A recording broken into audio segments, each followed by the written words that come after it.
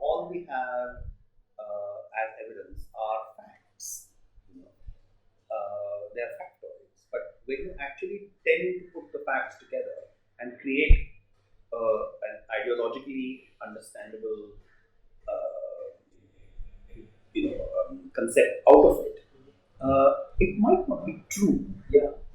So finding truth is something that I don't want to do. I want to actually learn about how that construct can be achieved. Yeah. And that is what I think that we should look at the past as. Not with the finding whether something happened on 15th of June or 16th of June. That really is not that significant. But the entire thing, the entire aspects that happened around it to make it happen, either on the 15th or the 16th of June. That is far more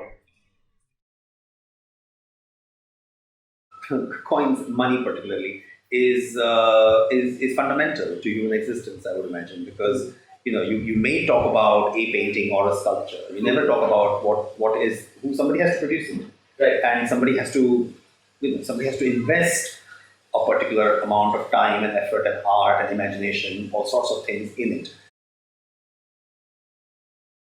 Simple acts. When people write inscriptions on stones, and we take them for granted. It's a stone slab or that big, but the stone slab has to be quarried from somewhere. It has somebody has to sit there. Somebody has to be knowledgeable about how to write in the first place. Then you say, well, write this. So somebody has to conceptualize what is to be written, and why it is to be written as well.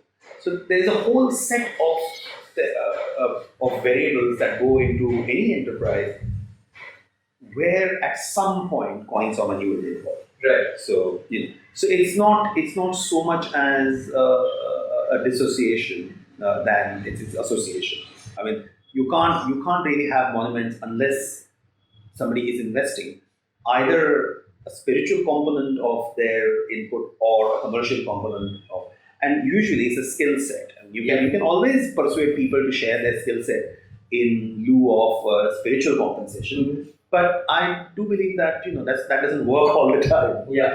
So there must be a huge deal of monetary involvement in making and sustaining this sites that you can actually make comparisons. Like coins are the outputs of the same cultural whole, that produced a certain kind of art or whatever. So there are comparative there are comparisons that one can draw in terms of execution, in terms of paleography of inscriptions. Coins have sometimes inscriptions on them.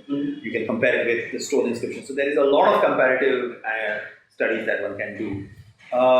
So it's not specializing to me personally means contextualizing. I do believe that coins are very boring, frankly, but the way you deconstruct them, the way you decipher them, the way you recontextualize and decontextualize them is the fun. That's what makes them sexy.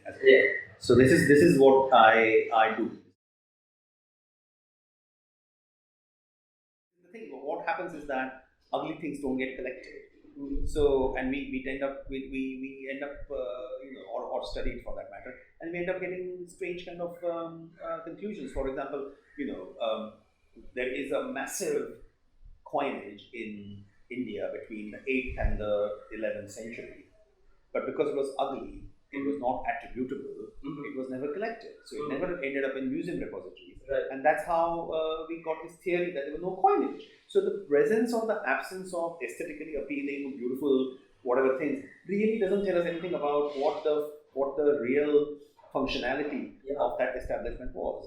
And you tend to get astray. I mean, of course, if you want to concentrate only on the most beautiful, it's fine. But that doesn't actually tell you anything about how how the cement and concrete of the whole thing was. Right. They were thought to be these kind of descendants of Western people, and obviously everything which was beautiful, everything which was realistic, everything which was true to life, everything which was informed Everything which was analytical was all Western. And things which were not that, things which were simple, things which were arcane, things which were, which did not use script, things which were of the mind rather than of the object, really, were all Indian. So this was kind of this dichotomy that was created by Eurocentric scholars. And of course, in the colonial perspective, of course, it also meant that whatever was Indian was somehow lower than whatever was Greek, which was somewhat higher. And it was this kind of looking down on the Greek, on the Indian thing, is the story that we find constantly. And this is precisely how the entire evidence was interpreted. Thanks for checking out Art Story with PK. My name is Paritosh, and I created this channel in order to share content with you on the cultural past of India and our world. If you like what you see, please go ahead and share, subscribe, and check out my other social media profiles. And if you have any comments on the content I create, any questions, please go ahead and reach out to me.